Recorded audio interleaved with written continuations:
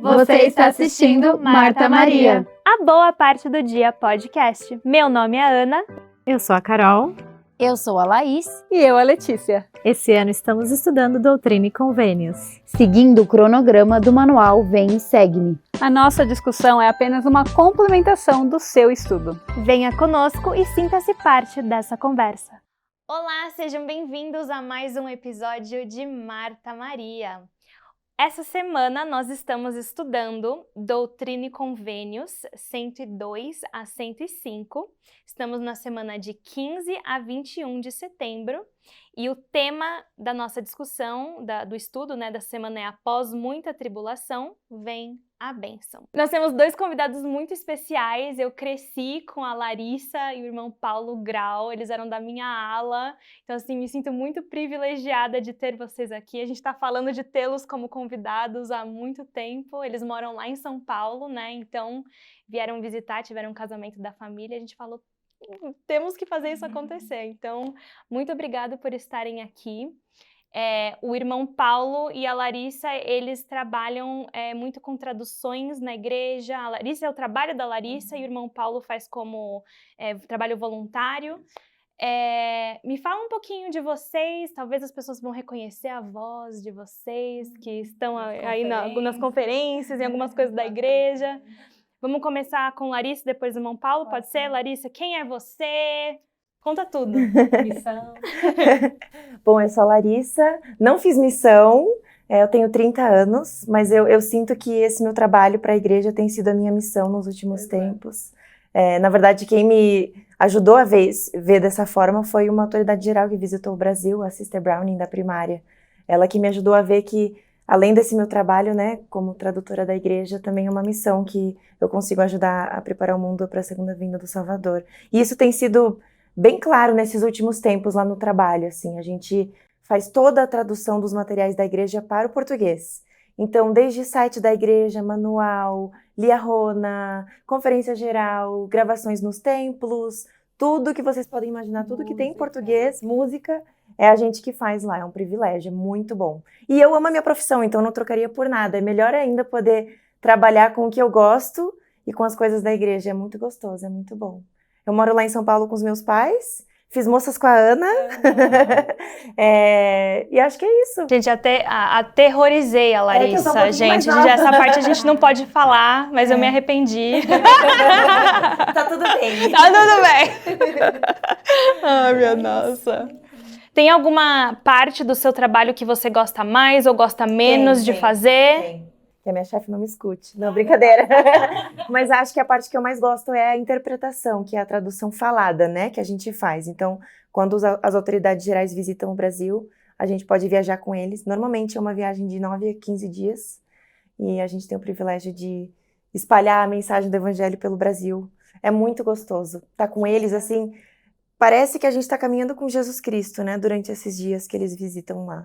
Então, não só as pessoas que são beneficiadas das mensagens são abençoadas, mas a gente, como funcionário, também é muito abençoado. Então, você sente que você precisa ter muita preparação para essas viagens? Muita. Tanto física, porque eles têm o pique, Apesar de serem idosos, têm o pique. Mas principalmente a preparação espiritual. Além da técnica, de saber falar a palavra certa na hora que precisa falar e dar uma ajeitada quando você ouve uma coisa e fala errado. A gente aprendeu a aceitar que o erro faz parte do nosso trabalho, que ninguém é perfeito, mas o principal é passar o espírito, e a mensagem que eles estão tentando transmitir para os membros. São experiências muito sagradas, muito boas mesmo. É muito bom. Minha parte favorita. É interessante que é exatamente o que você falou, interpretação, não é tradução apenas, Você está interpretando o espírito, interpretando o que eles estão querendo passar mesmo para cada um. Até a emoção a gente tem que passar, Não dá para ser uma coisa muito robotizada, a gente tem que passar, então, se é uma piada, se a pessoa está mais animada, a gente tem uma entonação, passar. É todo um... Legal, interessante. Então não é só jogar lá no chat GPT, pedir para ele traduzir, tem todo uma inteligência artificial, que fala que nem um robozinho, assim. É bem especial mesmo. É uma grande responsabilidade. Na verdade, é isso. Uma grande bênção também. Um dia, assim, a minha meta é chegar aos pés do meu pai, Então um dia eu chego lá. É a meta. Ai, legal, obrigada, Lari. E você, irmão Grau, fala um pouquinho de você, profissão, cargos, tudo, o que você quiser falar.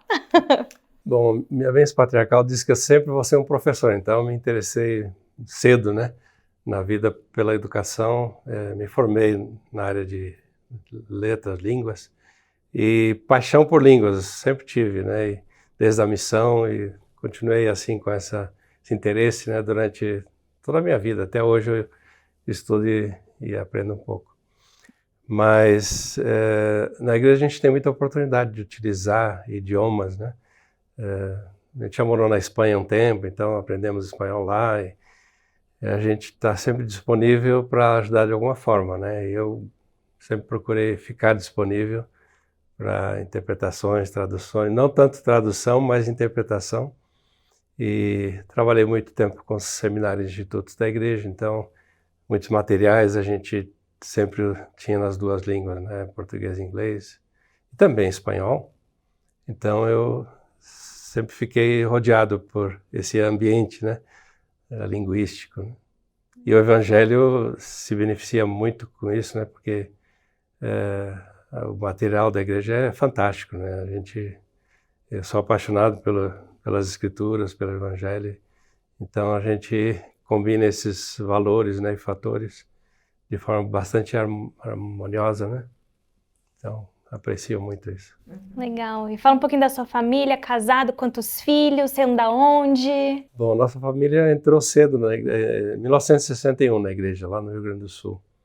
E aí, eu conheci a minha esposa quando ela tinha 12 anos, e moramos juntos em algum lugar, né, lá no ramo da igreja. Depois fui para a missão e nos distanciamos. Ela chegou a estar noiva e depois eu fui atrás. Ela disse que eu fui atrás dela. E aí acabamos casando. Ela tinha 19 anos, eu tinha 22 anos. E aí eu estava nessa aventura de faculdade, trabalho, né? Dando aulas. Eu comecei como professor de inglês, em curso particular e também numa escola católica lá na cidade. E depois, então, entrei no sistema educacional.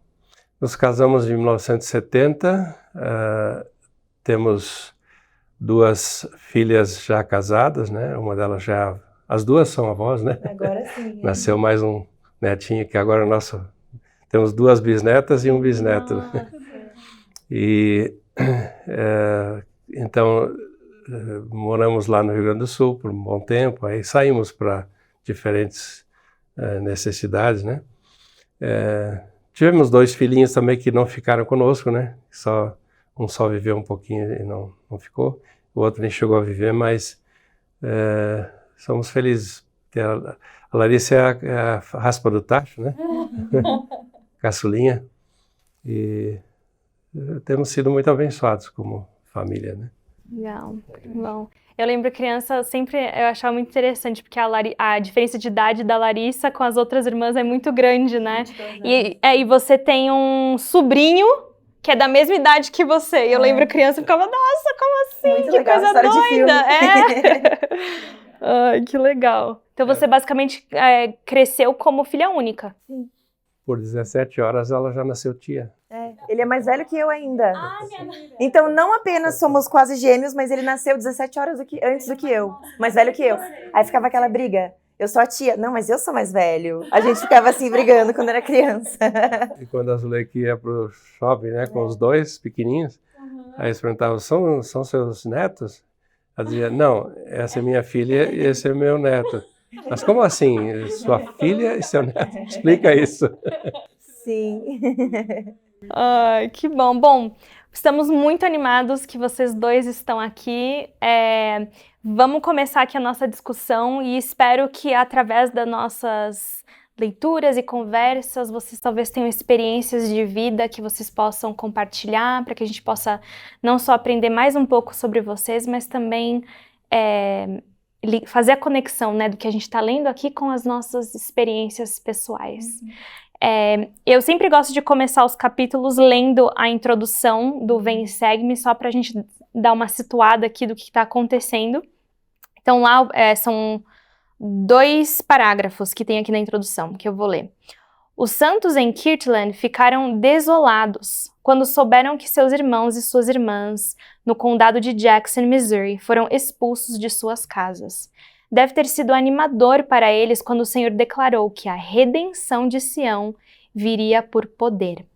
Com essa promessa no coração, mais de 200 homens e cerca de 25 mulheres e crianças se alistaram no que chamaram de Acampamento de Israel, depois conhecido como Acampamento de Sião. Sua missão era marchar até o Missouri e redimir Sião. Para os integrantes do acampamento, redimir Sião significava reintegrar os santos às suas terras. No entanto, pouco antes de eles chegarem ao condado de Jackson, o Senhor disse a Joseph Smith que dispersasse o acampamento de Sião. Alguns membros do acampamento ficaram confusos e aborrecidos. Parecia que a expedição havia falhado e as promessas do Senhor não haviam sido cumpridas. Outros, contudo, viram isso de maneira diferente. Embora os santos exilados não tenham recuperado suas terras e seus lares, a experiência trouxe certo nível de redenção a Sião e realmente veio por poder. Os membros fiéis do acampamento de Sião, entre eles muitos que depois se tornaram líderes da igreja, testificaram que a experiência aumentou sua fé no poder de Deus, no chamado divino de Joseph e em Sião. Não somente no local chamado Sião, mas em Sião como povo de Deus. Em vez de questionar os méritos da tarefa que parecia não ter tido sucesso, eles aprenderam que a verdadeira tarefa é seguir o Salvador, mesmo quando não entendemos tudo.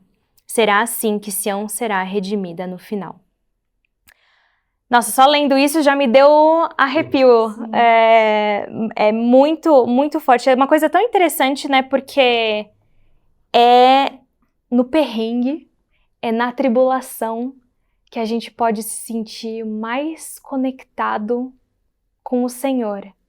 Daí eu fico pensando aqui, eles realmente achavam que aquilo era o ponto, era o final, né? Sião, chegamos a Sião. Agora vai estar tudo perfeito, maravilhoso, os tijolinhos de ouro no chão, vai ser excelente. Esse é o ponto final.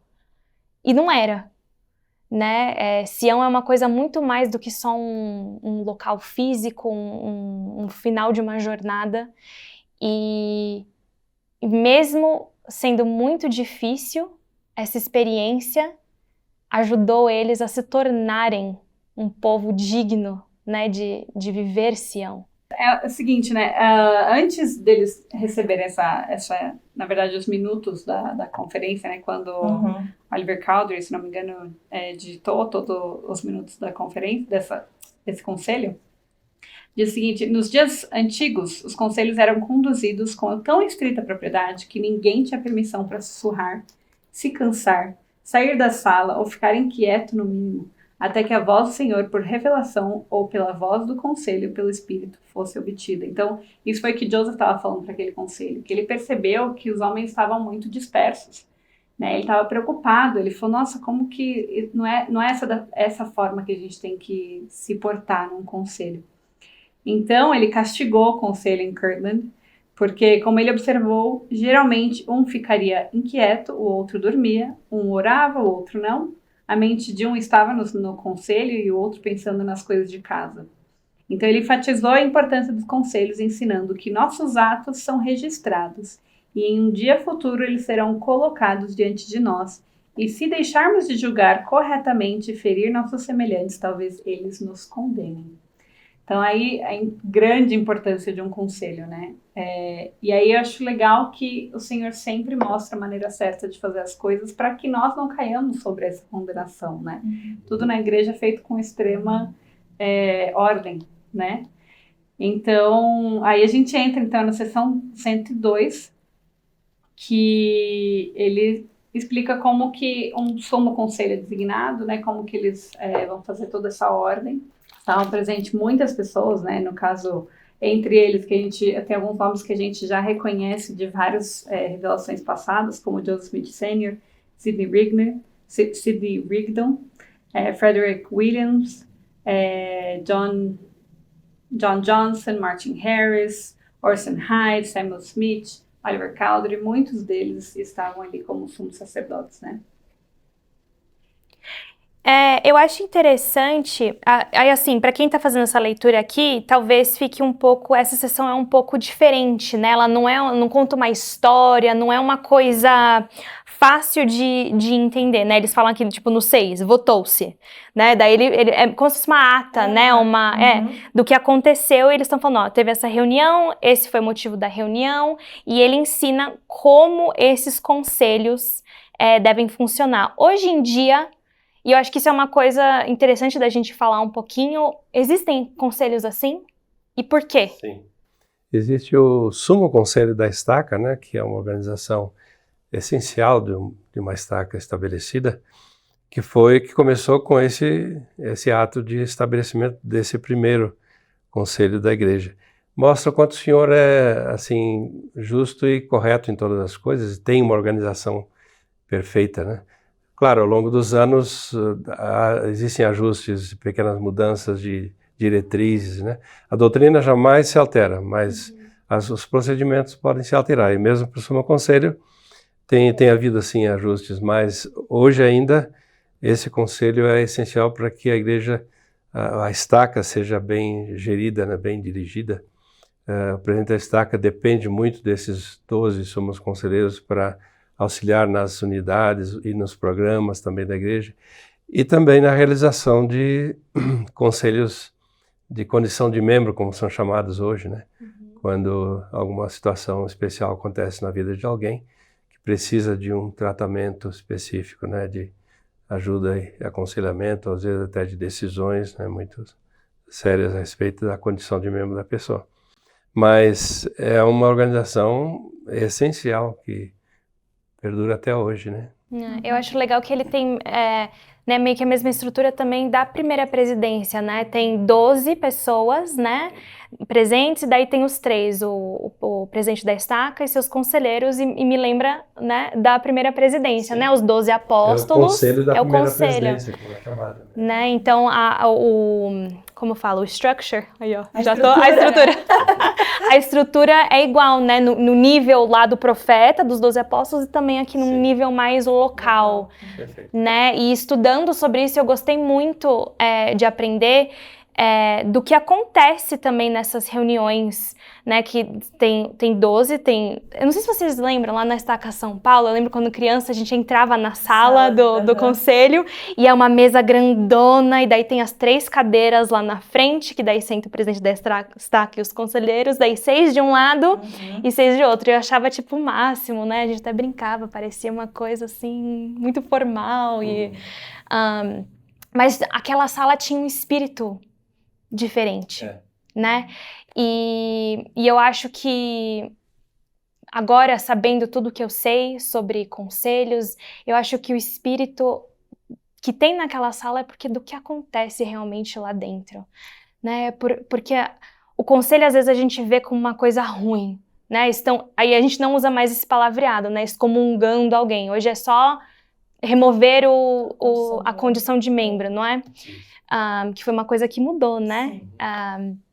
E a gente vê isso como uma coisa ruim.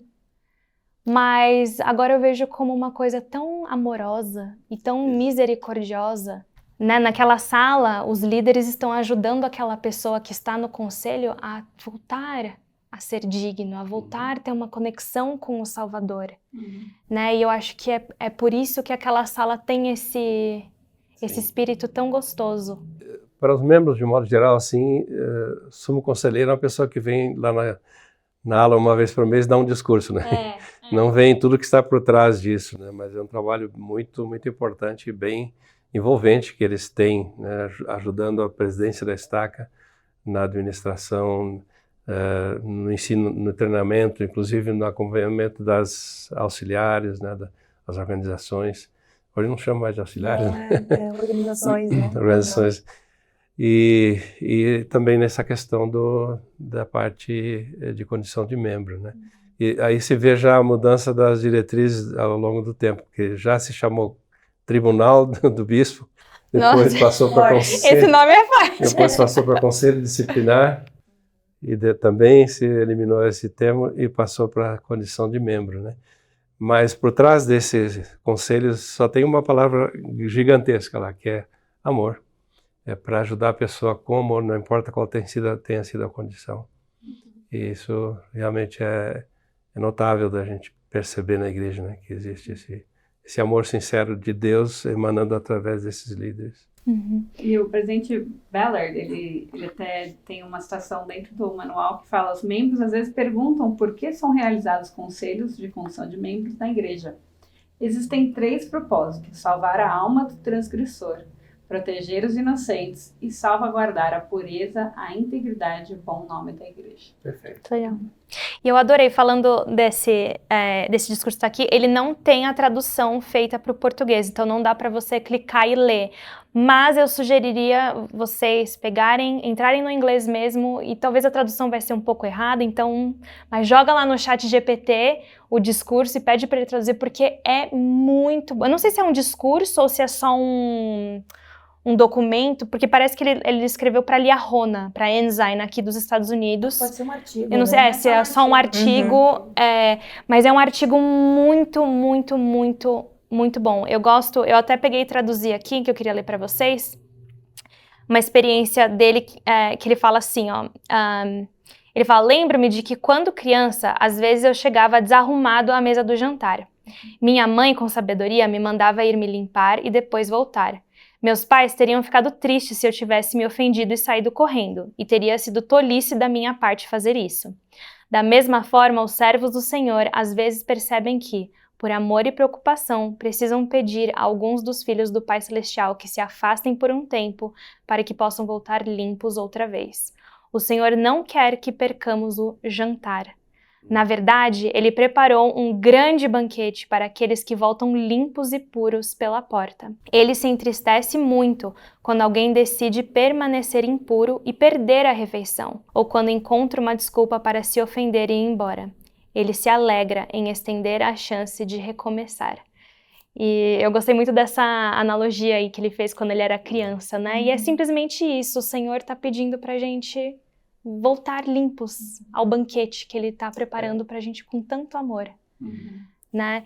E aqui em Doutrina e Convênios vocês vão ver que eles falam algumas diretrizes, e isso eu achei muito interessante lendo, porque como tem 12 pessoas, eles fazem uma, tipo, pode ser por papelzinho, né, onde você, cada um, para um ímpar, então cada um vai pegar um número, se você pegou um número ímpar, você vai ficar de um lado, e se você pegou um número par, você vai ficar de outro lado, e você vai representar ou os interesses da pessoa que está sendo, não quero falar a palavra julgada, da pessoa que está sendo... Ajudada, bem melhor, né? Amada, isso!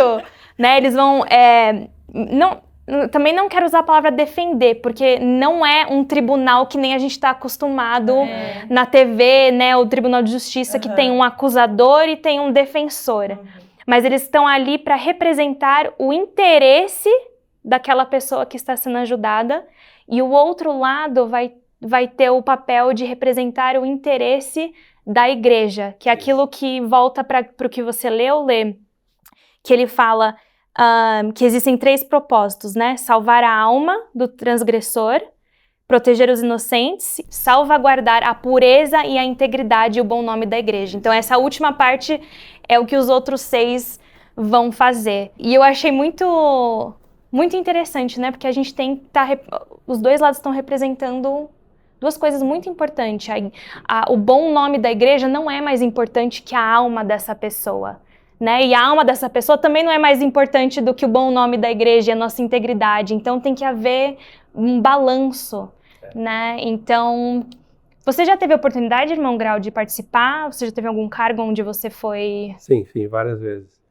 Mas Cristo mesmo declarou que o propósito dele é que nenhuma alma se perca, né? Ele tem isso como objetivo da missão dele, que ninguém se perca. É claro que alguns, contra a vontade do próprio Salvador, escolhem um caminho que às vezes não tem retorno. Mas ele quer que todos sejam salvos. E esse conselho de condição de membro tem essa função de tentar ajudar no máximo que seja possível que a pessoa fique, né, no caminho, que ela não se perca. Eu acho que a gente, às vezes, tem a tendência de, fiz alguma coisa errada, de se afastar do Pai Celestial, né? A gente tem, às vezes, talvez um medo, tipo, ai, poxa, desapontei meu pai, né? E, na verdade, o Pai Celestial, ele quer o contrário, ele quer que a gente se aproxime dele. Ele nunca vai falar, ai, você errou, já te avisei tantas vezes, já deu pra você, acabou sua chance, se esgotaram. Eu tenho isso muito claro na minha mente, de que, apesar de ser difícil, o Pai Celestial quer que a gente se aproxime dele nesses momentos, né? E não de ficar no nosso cantinho escuro, quietinho, sem ajuda. E a ajuda dele que a gente precisa quando tem esses momentos de dificuldade, né? Então, a minha visão sobre conselho mudou também muito recentemente, pensando mais nesse lado de amor, de carinho, de cuidado que o Pai Celestial tem por nós, e não esse dedo apontador. Muitas pessoas têm a visão de Deus como uma pessoa assim, né? Que vai apontar o dedo e vai falar, não, esse é o certo, esse é o certo, você fez o errado, não tem mais chance. E, na verdade, a nossa igreja ensina o oposto, porque por causa da expiação de Jesus Cristo, tudo é possível. Sempre tem um próximo dia, sempre tem uma outra chance da gente ser melhor. E me traz muita alegria isso, muita esperança, né? Porque a gente sempre pode tentar ser melhor um pouquinho do que a gente foi no dia anterior, ou até mesmo dentro de um dia a gente consegue ser melhor do que a gente foi de manhã. Então, é muito bom saber disso. E outra coisa que eu aprendi recentemente sobre conselhos também, que eu gostei muito, é que eles têm, né, que apresentar as opiniões deles, né? Todos têm a chance de falar, mas se eles não conseguem chegar num acordo, isso é deixado de lado, esse tópico, né? E eles vão falar sobre isso num outro momento. Então, eles voltam para casa, ponderam, oram, para que todos possam estar em harmonia para poder falar sobre isso num outro momento. Então, às vezes, não sei, talvez tenha uma pessoa que é mais tímida naquele conselho, né? Várias pessoas, e todo mundo falou, e essa pessoa ficou mais quietinha. E talvez era para essa chance dessa pessoa falar na próxima vez que eles se encontrarem, né? Você estava falando sobre isso, o né? Elder Scott falou da experiência dele, né? Quando ele foi chamado para o Quórum dos 12, primeira reunião que ele tinha com o Quórum, um assunto foi colocado, alguém veio, fez uma apresentação e saiu, e aí ficaram em debate sobre aquilo que foi tratado. Mas foi um debate bastante assim intenso entre os 12. E acalorado, com diferentes opiniões aqui e ali e tal. E ele ficou meio assustado, né? Aí alguém passou um bilhetinho para ele assim, bem-vindo ao Quórum dos 12, Elder Scott. Então, essa possibilidade de opinar, de expressar, né, é fundamental, até mesmo no conselho da ala, conselho da estaca, mesmo que não seja do sumo conselho, né? Agora, uma coisa importante que a gente tem que acrescentar no aspecto do amor, que é o princípio governante de qualquer conselho, é revelação. Porque quando se chega a uma decisão, no caso de um conselho de condição de membro, a presidência da estaca precisa sair, se ajoelhar e orar e ver qual é a vontade do Senhor a respeito daquela pessoa, né? Então é gerido por revelação. Independente das opiniões não é ali. Eu não gosto, esse cara aqui nunca, né? Não, é o Senhor que mostra para eles qual é o caminho a ser seguido, né? Isso é uma garantia de que o que é feito corretamente, né? E a gente já comentou no passado aqui no podcast também sobre até experiências que a gente recebeu de irmã, de pessoas nas mídias sociais falando sobre a importância desse conselho para a vida dela especificamente. Ela falou assim, nossa, eu por ter passado por esse processo me transformei como uma filha do Salvador. Eu senti o amor dele profundamente por mim ao poder me rebatizar. Então realmente é algo muito poderoso, não é realmente um castigo, né? É o amor do Senhor, é ele estender a mão a você naquele momento. Mas também, assim, por mais que a gente fale, né, de amor, deve ser uma experiência muito traumatizante também, né, para a pessoa que está passando por isso. Não é uma coisa fácil, deve ser realmente muito difícil você chegar nesse ponto, Você sabe que você fez um erro e agora você está perdendo, né, o teu fellowship. Sua condição de membro. A sua condição de membro, né? Deve ser uma coisa muito dolorosa, um processo doloroso. Então, eu não quero também que a gente tá falando que é tão bonito, é tão cheio de amor. Realmente é. Mas a pessoa que está passando por isso tem esse sentimento de tristeza, de perda, de trauma. Né? Eu já tive pessoas que eu conheço que passaram por essas situações e realmente assim é muito difícil. Mas a gente tem que apoiar também. Tem que apoiar, exatamente.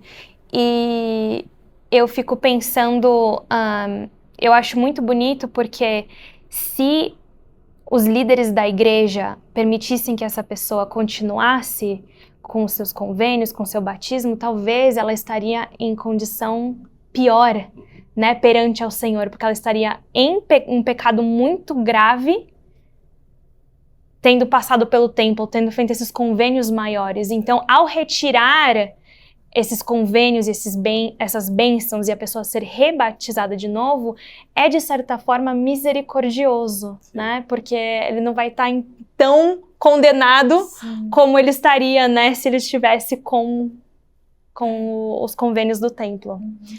Então...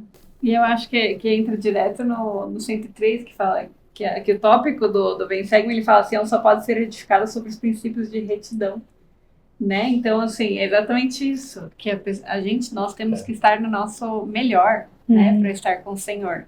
E às vezes a melhor forma da gente ter essa possibilidade de estar no nosso melhor é nos sermos afastados para que possamos voltar em glória, né? E se a gente não tem algo tão ruim assim, que bom que é a gente poder se arrepender, né, e não precisar passar por um conselho, a gente poder restituir logo quando acontece, ou então até mesmo que demore anos, são coisas menores que não precisa da ajuda de um bispo, de um presidente de estaca, mas nós temos essa possibilidade de sermos carregados pelo Salvador, né? Essa questão de princípios da retidão, que o Senhor não pode ser edificado de outra maneira, mostra também que, apesar do Senhor ter muito amor, não existe jeitinho para... às vezes, não sei, aqui ali alguém pensa que bom, tudo bem, mas não tem jeitinho na igreja, né? O Senhor tem sua forma de proceder, ama sim e ajuda de todas as maneiras que pode a pessoa, mas ela precisa às vezes ir como aquele homem que o profeta disse, vai lá e te banha 7 vezes no Rio Jordão, né? Para ele ser curado da lepra, né? Então às vezes tem um preço para ser pago, tem que ter fé para acreditar naquilo, né? E ele protestou um pouquinho, né? Ele disse, mas lá na minha terra tem o rio tal e tal, eu posso me banhar, por que eu vou? Mas vai lá e até a mulher disse para ele, um profeta falou isso, você não vai fazer? Não vai acreditar, né? E ele, então, finalmente acreditou e foi curado da lepra. Então, assim, a gente precisa ter essa disposição, né, de seguir o que o Senhor mostra, né, que é o caminho para... O povo estava sendo um pouco iníquo, estava esquecendo um pouco do Senhor. O Senhor falou, eu prometi que vocês iam ter uma terra maravilhosa, bênçãos maravilhosos, mas se vocês não cumprem com o nosso combinado, né, o combinado do Senhor, deles continuarem se mantendo fiéis, né, não entrarem em iniquidade. E aí ele deixa bem claro aí por que o povo de Jackson sofreu o que sofreu naquele período, né? Que foi uma turba, enfim, mataram algumas pessoas, machucaram muitas, né? E eu até gostaria de ler no 103. Eu gosto, na verdade, desde o começo, desde o primeiro, que ele fala, em verdade vos digo, meus amigos, eis que vos darei uma revelação e mandamento, para que saibais agir no desempenho de vossos deveres referentes à salvação e à redenção de vossos irmãos que foram dispersos na terra de Sião. Então aqui ele já deixa bem claro, né, que é uma revelação e um mandamento, e que é para ajudar, para poder ajudar essas pessoas e poder ajudar para salvação e redenção. Não é maravilhoso que o Senhor nos chame de meus amigos? Né? Uma palavrinha só, às vezes a gente vê, né, expressa esse amor de Deus para conosco. Verdade. Legal. Desde o 3 ele fala, né, pois até agora os tenho tolerado para que enchessem a medida de suas iniquidades, para que se enchesse seu cálice. E, na verdade, eu vou até entrar dentro desse enchessem, que ele leva para 2 escrituras, né? E eu vou ler Alma 60:13, que fala: pois o Senhor permite que os justos sejam mortos, para que sua justiça e julgamento recaiam sobre os iníquos. Portanto, não deveis supor que os justos estejam perdidos por terem sido mortos, mas eis que eles entram no descanso do Senhor, seu Deus. Então, eu acho interessante a gente voltar para essa questão da justiça, né? Porque imagina se o Senhor ali entrasse já e falasse, não, né? Enfim, fizesse um milagre na hora que tivesse acontecido aquilo. Mas as pessoas que estão em iniquidade, que não estão querendo ouvir o Evangelho, iam sair ilesos, né? Iam sair, agora eu quero ser membro dessa igreja também. Né? Então, foi também uma forma do Senhor mostrar que as pessoas que estão fazendo errado vão receber o julgamento próprio para isso. E as pessoas que estão certas estão bem, estão salvas, né? E aí, Lari, lê pra gente 4. E para que os que chamam a si próprios pelo meu nome fossem castigados por algum tempo, com um castigo severo e doloroso, por não terem, de alguma forma, atendido aos preceitos e mandamentos que lhes dei. E aí, irmão Paulo, pode ler 5? Mas em verdade vos digo que decretei um decreto que meu povo executará se atender de agora em diante aos conselhos que eu, Senhor Deus, lhe darei. Então aí ele deixa bem claro, né? Que a partir de agora, então, vou começar, minha mão vai ser estendida e vocês vão ver o meu poder. Porque agora eu acho que ninguém mais vai cair em, assim, né? Não, a gente já sabe o que acontece se a gente não obedecer ao Senhor. Bem claro. Que lindo isso, né? A gente vê aqui em tantos instantes do quanto o Senhor ama a gente. A gente faz um monte de erro, né? E a gente é duro de coração e a gente não obedece. E o Senhor fala, faz isso e a gente não faz. Mas Ele está aqui o tempo todo chamando a gente de meus amigos. Vamos se arrepender, vamos mudar. Ele realmente, o Senhor vive o que Ele prega, aquele 70 vezes 7, né? Ele não só perdoa a gente 70 vezes 7, como dá 70 vezes 7 chances pra gente, né? De acertar o caminho. E isso é um testemunho realmente do quanto nós somos amados por Ele. Isso me lembra da minha história favorita da Bíblia, que é a história daquela mulher que tinha um fluxo de sangue por muitos anos, né? Ela ficou 12 anos, ela ficou tentando se curar e nada dava certo, viu muitos médicos. Fico imaginando naquela época, né? Como que deve ter sido isso para ela passar por isso? E ela era desprezada pelas pessoas. E aí, quando ela tinha muita fé suficiente para apenas tocar as vestes do Salvador e ser curada, quando isso aconteceu. E ele perguntou, senti poder saindo de mim, quem foi que me tocou, né? E aí os discípulos falam, mestre, tá uma comoção aqui, olha quanta gente tem aqui. Como que a gente vai saber quem que foi que tocou? Todo mundo tá te tocando, todo mundo quer ser curado, né? E aí ele falou, não, mas eu senti que poder saiu de mim, né? E aí, apesar de todos os rótulos que as pessoas tinham dado para ela, Cristo chamou ela de filha. Então, o Pai Celestial, quando a gente erra, e o Salvador, eles não nos rotulam pelo nosso erro, né? Mas ele sabe que ele nos lembra quem a gente é. Você é minha filha, né? Então isso para mim é muito, muito importante. Da mesma forma, meus amigos, né? Ele chama as pessoas aqui de meus amigos. Muito bom. Lindo. Obrigada por compartilhar essa história, Lari. Vamos ler o 12 e o 13, que daí esses daí já vai no tópico aqui da nossa aula e também no próximo tópico do Vem e Segue-me. O 12 fala assim, pois após muita tribulação, como vos disse no mandamento anterior, vem a bênção. Eis que esta é a bênção que vos prometi depois de vossas tribulações e das tribulações de vossos irmãos, vossa redenção e a redenção de vossos irmãos, sim, sua volta à terra de Sião, para que se estabeleçam a fim de não mais serem derrubados. E aqui no Vem e Segue-me ele fala, de muitas formas, participar do acampamento de Sião foi uma prova de fé, né, que é aqui onde eles estão. A jornada foi longa, o tempo estava quente, a comida e a água às vezes eram escassas, e depois de tudo que eles suportaram, o acampamento de Sião ainda não teve sucesso em devolver os santos às suas terras. Imagine que você teve a oportunidade de escrever uma carta a um membro do acampamento de Sião cuja fé no Senhor foi abalada por sua experiência. O que você diria para ajudar essa pessoa? Que verdades você encontra aqui nesses versículos que poderiam ajudar?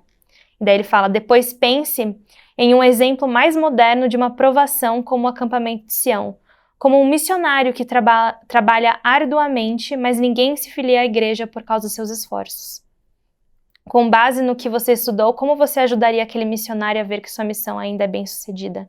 Então eu queria fazer essa pergunta aqui para vocês. Vocês já viram algum momento em sua vida em que você fez tudo o que você achava que você deveria fazer e você não conseguiu? A bênção não veio?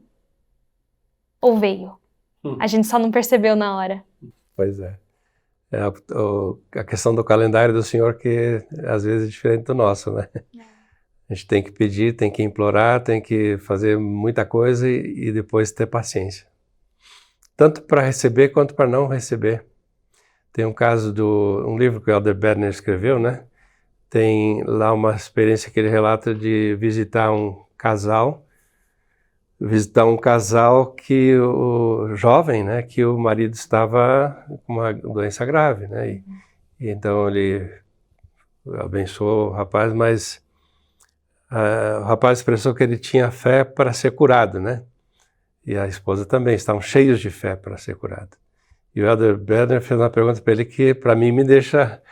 Ele diz assim, você tem fé para não ser curado? Então, aceitar plenamente a vontade do Senhor, né? Que nem sempre é exatamente aquilo que a gente gostaria que fosse. E a gente tem experiências de todo tipo nesse sentido. Familiares, né? Recentemente nós, não convém aqui, mas tivemos também assim uma situação em que a gente gostaria que fosse tudo diferente, mas não foi, né? Então a gente precisa ter a paciência para suportar também isso, né? A gente já está entrando um pouco no terreno das aflições, né? Mas às vezes elas são muito pesadas, né? São muito duras. Eu acho que ninguém de nós aqui não passou, já não teve, né? Algum momento assim de experimentar esse tipo de Getsemane ou Getsemane? Agora tem mudança. Pois é, a pronúncia. Tem um escritor que eu gosto muito, C.S. Lewis. Ele tem um livro que se chama Cristianismo Puro e Simples. E tem uma citação que eu gosto muito, já usei nas minhas aulas do Instituto, quando dei aula nesse último semestre. E ele diz o seguinte: imagine-se como uma casa viva. Deus entra e reconstrói essa casa. A princípio, você talvez não consiga entender o que ele está fazendo. Ele está consertando as calhas e eliminando as goteiras do telhado e assim por diante. Você sabia que esse trabalho precisava ser feito e por isso não se surpreende. Mas então ele começa a derrubar partes da casa de um modo que dói absurdamente. Você percebe que ele está construindo uma casa bem diferente daquela que você imaginou. Você pensou que estava sendo transformado em uma bela casinha de campo, mas ele está construindo um palácio, e um palácio no qual ele mesmo pretende morar. Então, muitas vezes a gente tem a nossa visão muito limitada, né? A gente acha que a gente só uma casinha de campo, e o Pai Celestial vê o nosso potencial muito maior do que aquilo. Então, talvez as tribulações, em alguns momentos, elas podem vir para nos refinar mesmo, e para aumentar a nossa casa de campo para que ela se torne muito maior, para que se torne um palácio, né? E o Senhor quer estar no nosso palácio, Ele quer habitar, né, conosco. Então, a nossa visão, às vezes, é muito limitada mesmo para ver o que o Pai Celestial pode fazer com a gente. Eu gosto do 9, que ele fala, pois foram designados para serem uma luz para o mundo, salvadores de homens. E aí no 10 ele fala, se não forem salvadores de homens, serão como o sal que perdeu o sabor. Daí em diante, para nada mais presta, senão para ser lançado fora e pisado pelos homens. Então o Senhor, Ele quer muito mais de nós, né? E é interessante que eles achavam que esse acampamento, eles achavam que eles iam chegar e iam conseguir libertar mesmo, né, o povo da situação que eles estavam, mas não. Era o processo que os fez chegar até ali, reconhecer as bênçãos que eles estavam tendo no caminho, que até se a gente abre lá no Santos, acho que é o Santos que tem aqui no... Isso, volume 1, página 194, a oferta aceitável do acampamento de Sião. Traz um pouco mais de contexto para isso, né? Tem um irmão especificamente que ele sentiu que ele deveria voltar, ele tinha acabado de se batizar no ano anterior, e ele estava fazendo uma missão no leste dos Estados Unidos, e ele sentiu que deveria voltar. E ele chegou exatamente 2 dias antes do acampamento sair. Então ele foi uma dessas pessoas que foi para esse acampamento. E ele diz que muitos não sentiram o porquê, né, de estarem ali, né, sentiram meio revoltados. Falaram, deram nenhum tiro e voltaram. Eles queriam, exatamente, e o coração dele estava tão aflito que ele não queria pegar em armas, mas ele aprendeu, ele pegou uma arma porque ele falou, não sei o que eu vou encontrar lá, ele aprendeu a atirar, mas ele não queria. O coração dele estava tão atordoado com isso, ele não queria que chegasse nesse ponto. E não precisou. E algumas pessoas foram querendo, né, esse conflito e saíram de lá estressados porque não tiveram esse conflito. Quando, na verdade, o Senhor queria mudar o coração deles. Queria mostrar que, apesar dessas tribulações, muitas pessoas doaram dinheiro. No caso dele, ele doou, acho que 15 ou 14 dólares. E ele voltou para casa. No final, eles restituíram, né, o que eles devolveram, o que não foi usado. E foi devolvido para ele $1. E ele tinha $1,70, não sei, mas eles não tinham centavos para dar para ele, então deram só $1. E ele fez o caminho de volta com $1. Imagina, né? Naquela época também o valor do real, do dólar, era muito, muito diferente. Mas imagino que $14, por ser tudo que ele tinha, era muito para ele, né? E ele saiu de lá transformado. E ele virou também um dos 70s, né, do primeiro quórum. Então, ele participou um pouco mais ativamente da igreja por conta daquela experiência. Ele conta até nos Santos, no último parágrafo, se não me engano, ele fala: o tempo que Nathan Baldwin passou no acampamento de Sião estabeleceu o alicerce para o resto de sua vida. Logo, ele teve o privilégio de participar da escola de Eldridge de Kirtland com Joseph Smith e outros alunos. Também estava entre os integrantes do acampamento chamados para servir no primeiro quórum de 70. Ele sempre se lembraria do que o Senhor declarou na sessão 105 sobre os participantes do acampamento, que diz: ouvi suas orações e aceitarei sua oferta. Então, né, assim, muitas vezes como a gente vê aquela situação realmente, né, que o Senhor está nos abençoando e nós estamos enxergando naquele momento.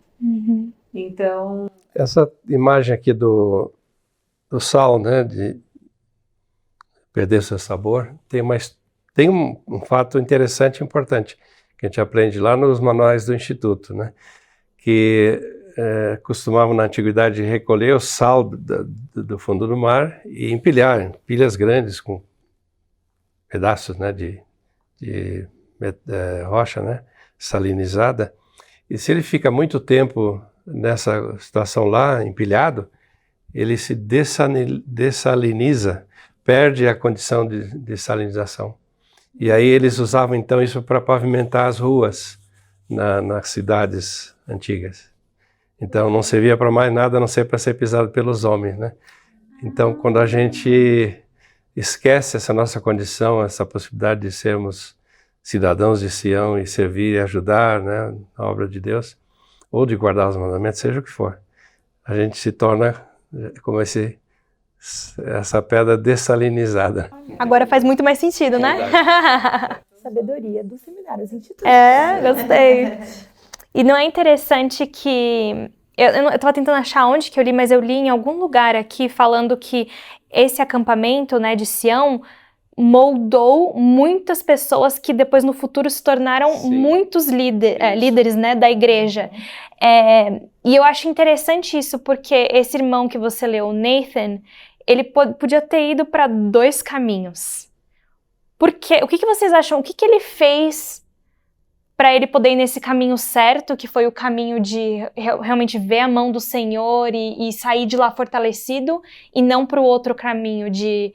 ai, que droga, o Senhor me odeia, essa igreja não é verdadeira. O que causou essa direção nele? O que ele fez? A perspectiva é o que diz aqui no resuminho do Vem Segue-me, né? Em vez de questionar os méritos da tarefa que parecia não ter tido sucesso, eles aprenderam que a verdadeira tarefa é seguir o Salvador, mesmo quando não entendemos tudo. Eu acho que essa é a chave, né?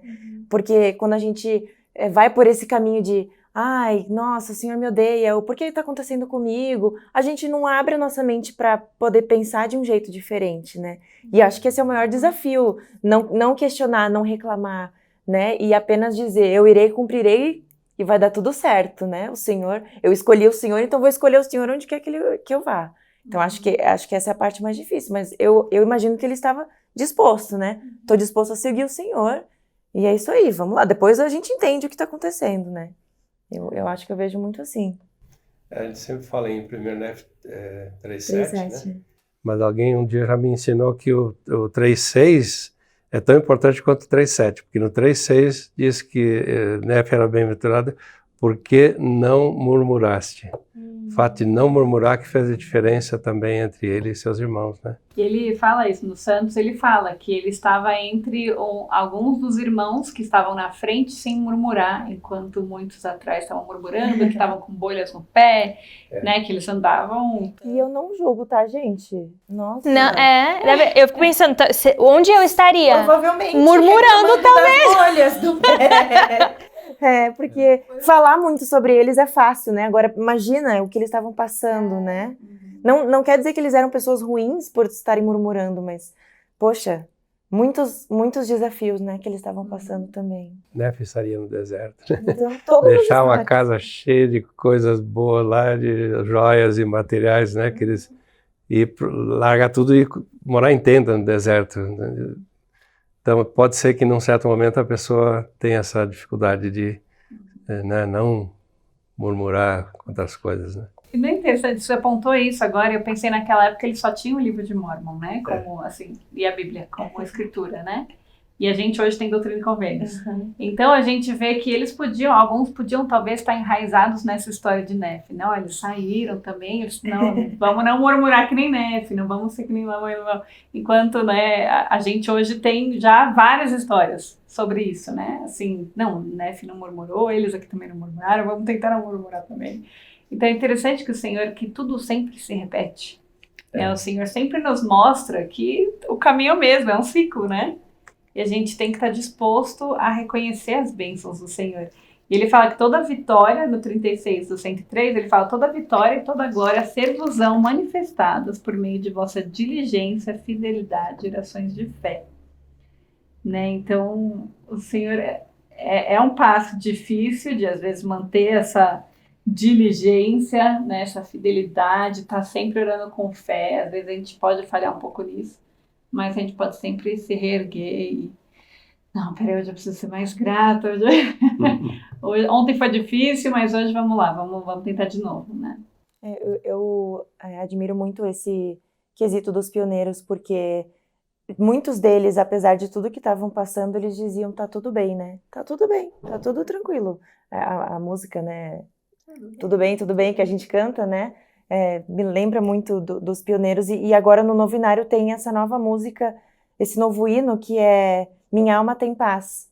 E eu não sei se vocês sabem a história por trás do escritor desse hino, mas o nome dele era Horatio, né? Spafford. Ele escreveu esse hino em 1873, após uma tragédia que o marcou profundamente. Suas 4 filhas morreram num naufrágio, e a esposa dele foi salva e enviou a notícia para ele, né? Mas ele já tinha tido perdas financeiras, tinha perdido o filho, e mesmo assim no hino ele fala, minha alma tem paz, né? Então, se a paz como um rio meu rumo encontrar, se a angústia tormentas me traz, contigo aprendi a meu fardo aceitar, tudo bem, minha alma tem paz. Então, a gente pode sentir essa paz somente por causa do Salvador Jesus Cristo e por causa das promessas que ele faz para nós e fez para muitas dessas pessoas também, né, dos pioneiros. Então, apesar de a gente parecer que está dentro dessa tempestade, né, talvez no momento, mas a gente sabe que a paz sempre vai vir se a gente seguir o caminho correto, né? Apesar da gente não entender agora, talvez depois a gente vai entender essa paz que só vem por meio do Salvador Jesus Cristo. E aqui deixar claro que é toda vitória e toda glória. Ou seja, tudo de bom, de valoroso, de válido que a gente queira alcançar na vida, precisa vir por esse método, né? Essas 3 palavras são diligência, fidelidade e orações de fé. É o caminho para o Senhor nos conceder, né? Todas as coisas. No 31 ele até fala, né? Esquece a minha vontade, pedi e recebereis. Mas os homens nem sempre fazem a minha vontade. Né? Então basta a gente... Eu gostei disso, toda vitória, toda glória. Essa palavra fidelidade me lembra muito, assim, de também confiança, de Eu fico pensando nas minhas crianças, né? Eles dependem tanto de mim. Se eu falar para eles que o céu é rosa e eles vão acreditar de todo o coração, mente e força, e o céu é rosa. Vão brigar até com os coleguinhas na escola porque eu falei, né? Então eu fico pensando no Pai Celestial assim também. Ele quer essa nossa fidelidade, nossa confiança de que o que ele falar, a gente acredita e a gente confia, e por mais que a gente não vê o fim, né? Eu gostei também dessa história, de novo, voltando desse Nathan. Ele não queria pegar arma, ele não queria aprender, isso ia contra um princípio interno dele, né? Ele era contra a arma, mas ele fez, ele aprendeu, não chegou a precisar atirar em ninguém, mas ele aprendeu a fazer porque o Senhor queria que ele fizesse aquilo naquele momento, né? Então estamos dispostos a deixar as nossas convicções pessoais de lado para seguir o Senhor?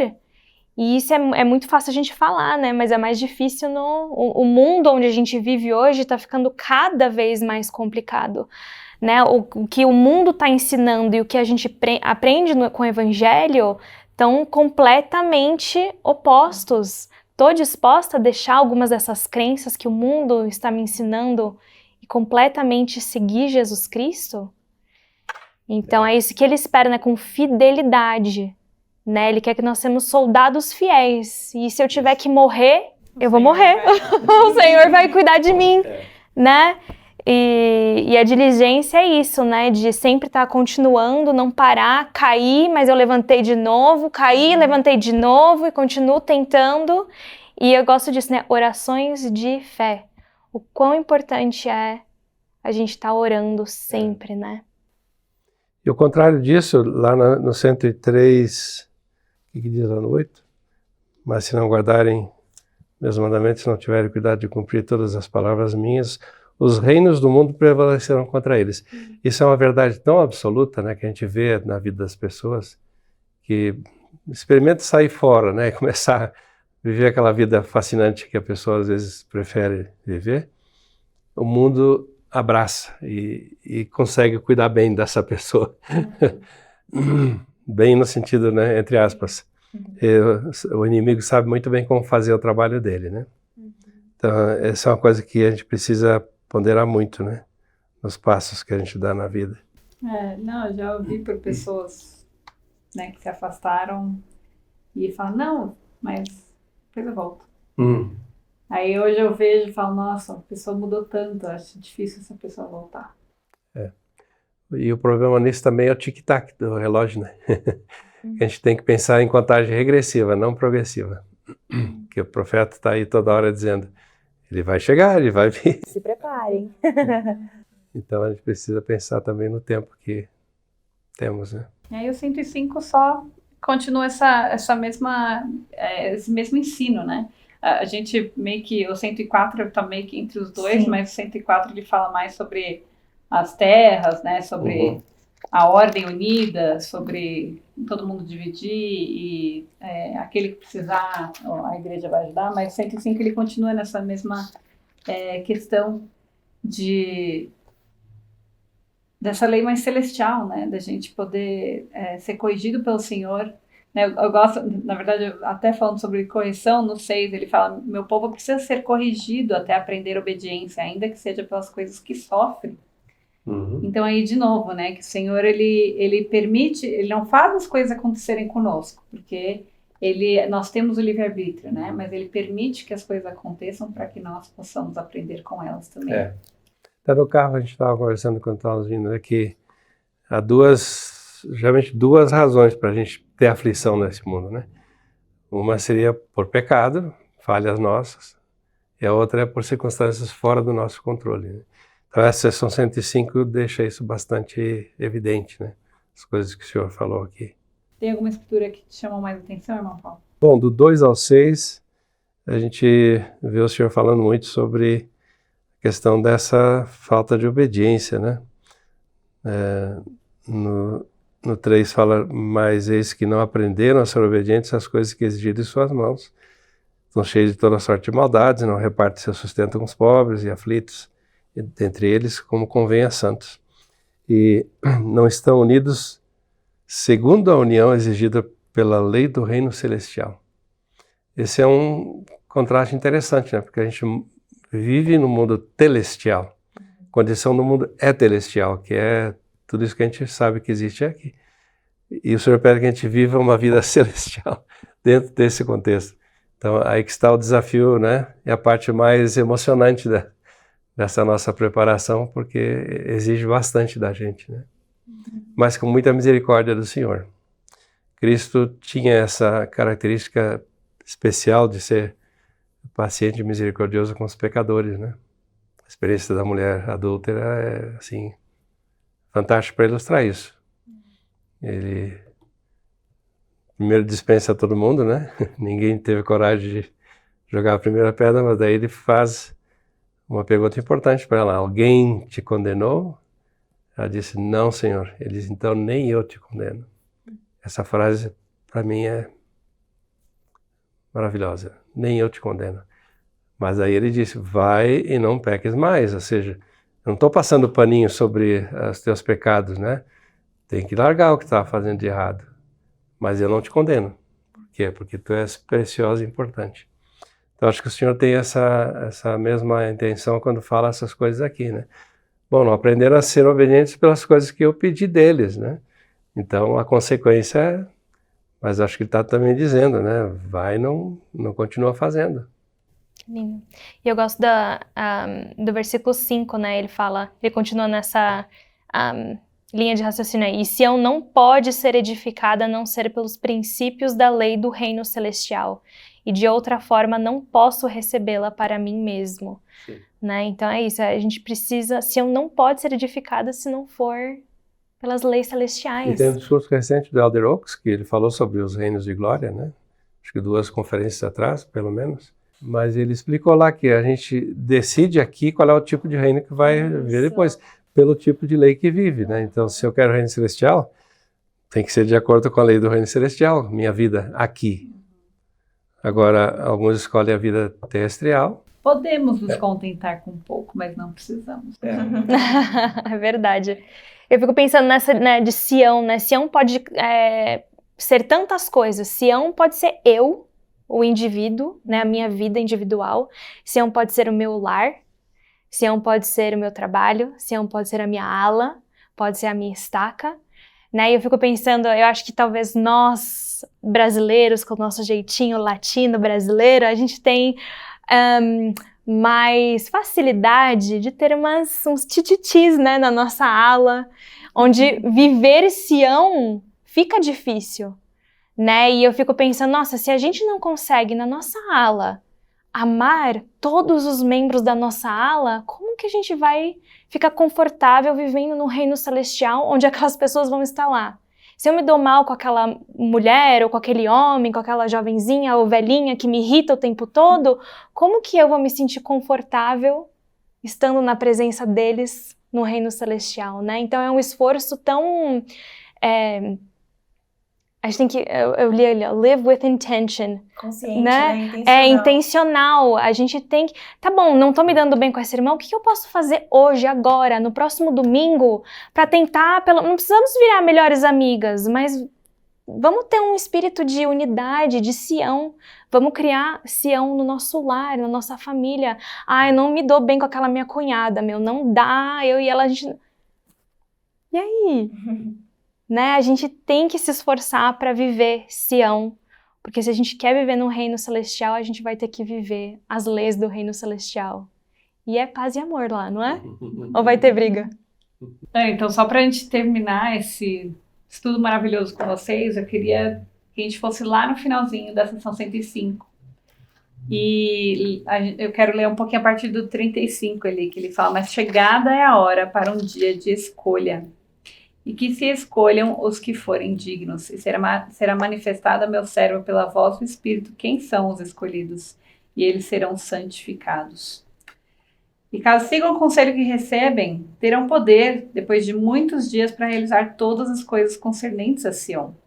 E também vos digo, fazei um apelo de paz, não só ao povo que vos afligiu, mas também a todos os povos. E o 39, que eu gosto muito, erguei um estandarte de paz e proclamai a paz aos confins da terra.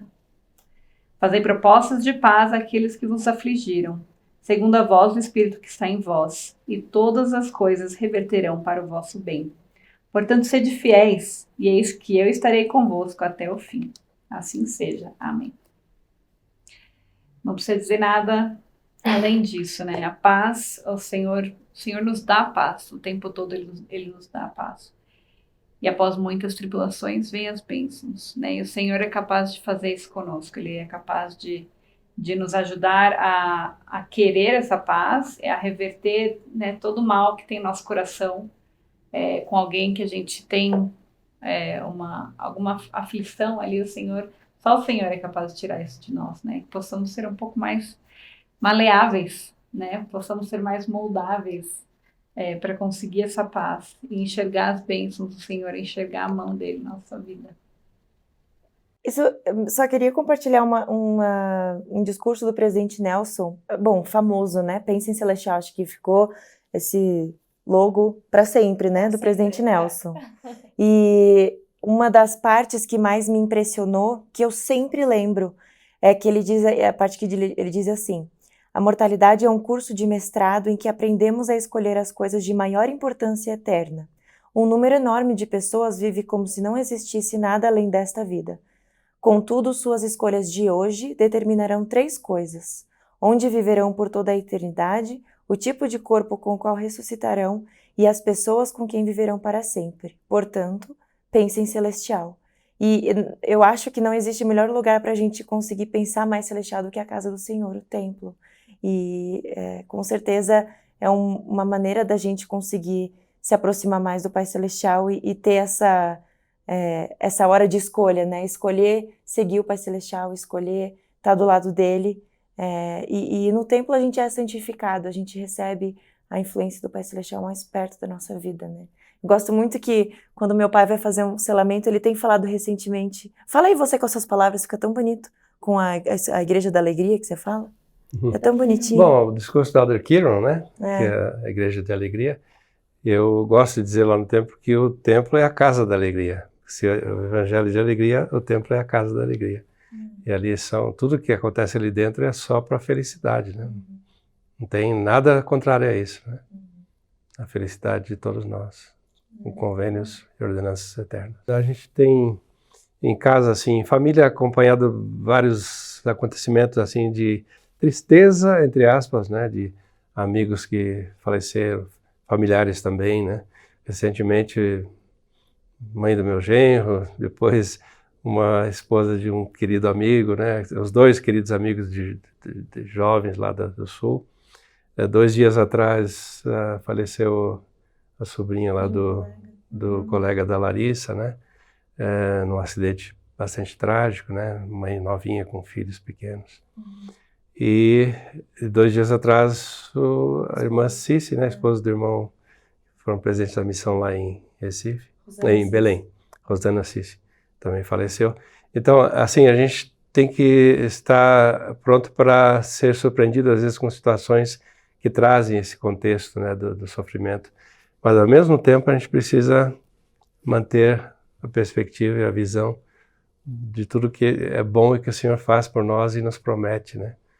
Então, a gente tem que ter a capacidade de suplantar a tristeza com essas alegrias que estão prometidas no Evangelho da Igreja da Alegria e corroborados lá na Casa da Alegria, que é o templo, né? Perfeito.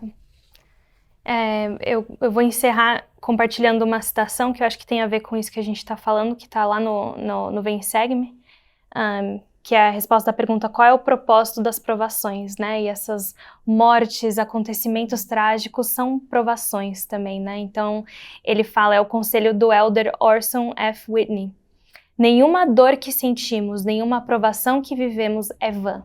Ela ministra nossa educação ao desenvolvimento de qualidades como paciência, fé, força e humildade.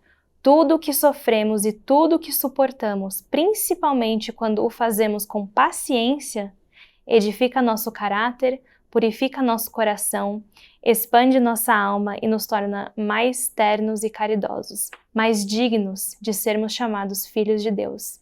E é por meio da dor e do sofrimento, do labor e da tribulação que adquirimos, a educação que viemos adquirir aqui, e que nos tornará mais semelhantes a nosso Pai e nossa Mãe celestiais.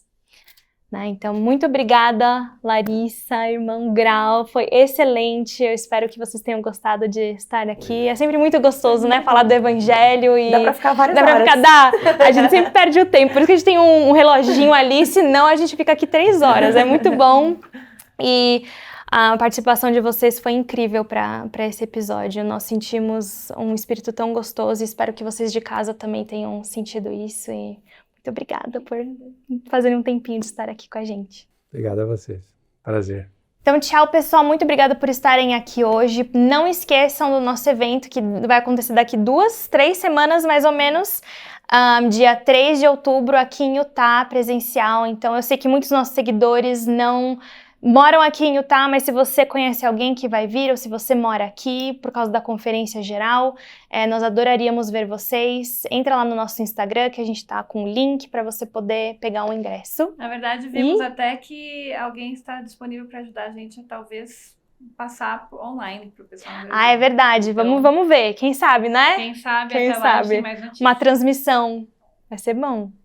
A Larissa vai ajudar, né, Larissa? Já que você tá craque das transmissões. Aí, ó, fechou, pessoal. Interpretação. Interpretação. Simultânea.